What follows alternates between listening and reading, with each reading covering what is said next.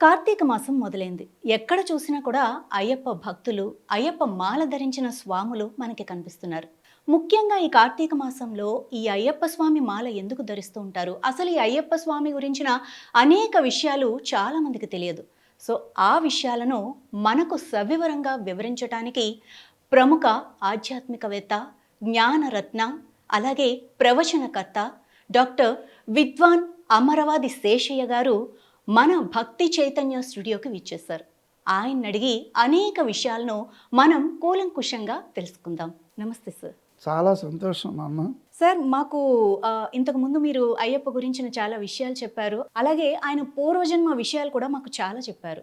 So అందులో అసలు ఆయన భూలోకానికి ఎలా వచ్చారు, దాని గురించి కూడా మాకు వివరంగా చెప్పండి గురుగారు. ఎప్పుడైనా సరే భగవంతుడు ఏడేడు లోకాలను పాలించేటువంటి అటువంటి భూతనాథుడే శివేశ్వరుడు. ఆ విధంగా ఒకానొక సమయంలో కేరళ ప్రాంతంలో పందల దేశం ఉంది. ఆ పందల దేశానికి రాజు రాజపాండ్యుడు. వారికి చాలా సంవత్సరాలు సంతానాలు లేదు. ఇక భార్యాభర్తలు ఇద్దరూ కూడా వనానికి వెళ్ళి శివుడికి తపస్సు చేయాలి, ఆ శివుడిని కోరుకోవాలి. ఎప్పుడైనా సరే మనకు సంతానం కావాలంటే శివుడి యొక్క ఆశీస్సులు ఉండాలి. ఇప్పుడు మాది తిరుపతి దగ్గర తలకోన క్షేత్రం ఉంది. అక్కడ సిద్ధేశ్వర ఆలయం చాలా ప్రసిద్ధి, అడవుల్లో ఉంటుంది. అక్కడికి తిరుమల దగ్గర నుంచి 30 కిలోమీటర్లో శిరోద్రోణ తీర్థం అని వస్తుంది, వాటర్ ఫాల్స్. సందర్భం వచ్చినట్టు చెప్తున్నా. ఆ యొక్క కైలాస ఈశ్వరుడు, ఆ సలకోన సిద్ధేశ్వరుడు సంతానానికే ప్రసిద్ధి. ఇప్పుడు పూర్వం కూడా మా యొక్క తల్లిదండ్రులకు కూడా ఆ విధంగా భగవంతుని ఆశిస్తే మేమంతా పుట్టాం 12 మంది అంటారు. ఆ విధంగా ఎక్కడైనా సరే సంతాన భాగ్యం కావాలంటే శివుణ్ణి ఆరాధన చేయాలి. ఆ విధంగా ఈ రాజపాండ్యుడు భార్యాభర్త ఇద్దరూ కూడా ఒక వన ప్రదేశానికి వచ్చి శివనామస్మరణతో శివుడికి తపస్సు చేస్తూ ఎల్లప్పుడూ కూడా వారి పంచాక్షరాన్ని ఓం నమశివాయ అనే విధంగా చేస్తూ, ఆయన పంచముఖ నాముడు, శివుడికి 5 ముఖాలు పేరు. సద్యోజాత వామదేవ ఈశాన తత్పురుష మహాదేవాలు. అటువంటి విధంగా ఆ ఈశ్వరుని వారు సేవ చేశారు. ఇలా సేవ చేసిన తరువాత ఒకానొక రోజు స్వామి ఆశీర్వదించడానికి ఒక అనుకూలమైనటువంటి విధంగా దేవలోకంలో కైలాసంలో ఒక ఇతివృత్తం జరిగింది. ఏమంటే మహిషి అనేటువంటి ఒక రాక్షసి భూలోకములోను దేవలోకములోను అనేకమైన చోట్ల ఇంద్రాది దేవతలు లేదా ఋషులు మునులు ప్రజలందరినీ కూడా రాక్షసిగా హింసిస్తున్నది. ఈ యొక్క రాక్షసి బారి నుండి తప్పించుకోవాలని ఆ బ్రహ్మాది దేవతలు, ఇంద్రుడు మొదలైన వాళ్ళు ఈశ్వరుడి దగ్గర మొరపెట్టుకుంటారు. స్వామి, ఈ విధంగా ఒక రాక్షసి చాలా ఇబ్బంది పెడుతున్నది మహిషి అని, ఆ రాక్షసి బారి నుంచి తప్పించుకోవడానికి మీరు సహాయం చేయాలంటే వెంటనే ఈశ్వరుడు మనసులో ఒక భావాన్ని పొందుతాడు. ఈ భూలోకంలో పలాని రాజు అతి నిష్టగా భక్తిగా పూజ చేస్తున్నాడు కదా అని వెంటనే మహావిష్ణువును మనసులో అనుకుంటాడు.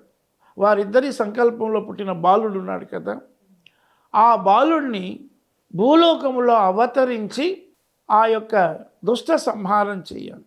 ఎందుకంటే ఆ మహిషికి మరొక వరం ఉంది. బ్రహ్మ దగ్గర వరం కోరుకుంటుంది. ఏమని కోరుకుంటుంది? నాకు భూలోకములో ఒక రాజవంశీయులో ఉన్నటువంటి మానవ స్వరూపమైనటువంటి వాడి దగ్గర, అతడు అందులోనూ 12 సంవత్సరాలు రాజవంశంలో జీవించిన అటువంటి మానవ అవతార స్వరూపుడు వల్లే నేను చావాలా అనేటువంటి విధంగా వరాన్ని బ్రహ్మ దగ్గర కోరుకుంటుంది. ఇవన్నీ వారికి తెలిసిన రహస్యాలు. సరే, ఇవన్నీ ఆలోచించి ఈ మహిషి అనేటువంటి దుష్ట రాక్షసుని చంపడానికి ఈ బాలుణ్ణి మనం భూలోకంలో పంపుదామని వాళ్ళిద్దరూ మాట్లాడుకున్న సమయంలో అక్కడే ఈ ధర్మశాస్త్ర ఉంటాడు. ఉండి నాకు ఈ పని అప్పచెప్పండి, నేను వెళతానంటాడు. ఆ విధంగా శివుడి యొక్క వరంతో భూలోకానికి రావడానికి ఉద్యుక్తుడైనప్పుడు ఇతడు యథాప్రకారంగా ఆకాశవాణి పందల రాజుకి దానిలో వనవాసం వెళ్ళిపోతారు, ఇంటికి వెళ్ళిపోతారు. శివుడి వరాన్ని పూజ చేసేసి మరుసటి రోజు వేటకు వస్తాడు. మరి కొన్నాళ్ళకి వేటకి వచ్చినప్పుడు ఆకాశవాణిగా ఒక వార్త వస్తుంది, నీకు పలాని పంపా నది తీరములో ఒక బాలుడు ఉన్నాడు, ఆ బాలుడిని తీసుకెళ్ళి పెంచి పెద్ద చేసుకునే వార్త వినపడుతుంది. అటువంటి వార్తతో పంపా నదీ తీరంలో ఉండే వన ప్రాంతంలో ఈ పందల రాజు పోతుంటే ఒక పొదల మాటున ఒక పసిబిడ్డడు ఉంటాడు. ఆ పసిబిడ్డడు మెడలో మణి కంఠాన్ని వేసుకో ఉంటాడు. కంఠంలో మణి గంట వేలాడుతుంటుంది. అయ్యయ్యో, ఎప్పుడైతే చెప్పాడు కదా, వెంటనే తను వేటకే వచ్చాడు కదా, వచ్చి దారిలో పంపా నది తీరానికి వెళుతున్నాడు తన మంత్రులతో కలిసి, తన సేవకులతో. ఎప్పుడైతే ఆ పొదల్లో ఆ బాలుని చూశాడో, అయ్యో, ఇంత మంచి పసిబాలుని ఎవరు ఇక్కడ వదిలేసిపోయినారు, నాకు ఎటు సంతానం లేదు కదా, ఇది ఈశ్వరాజ్ఞ అనుకుంటాను అనే విధంగా ఆ బాలుని తీసుకెళ్ళి తన భార్యకు చూపిస్తాడు.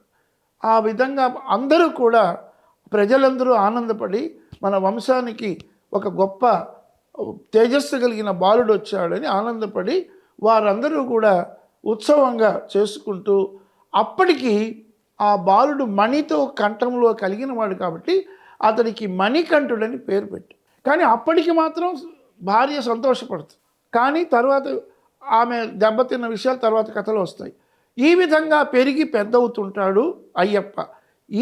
ఈ విధంగా అయ్యప్ప దేవలోకం నుంచి, కైలాసంలో నుంచి భూలోకానికి రావడానికి మీరు అడిగిన ప్రశ్నకు సమాధానం బంగారు. స్వామియే శరణం అయ్యప్ప. స్వస్తి.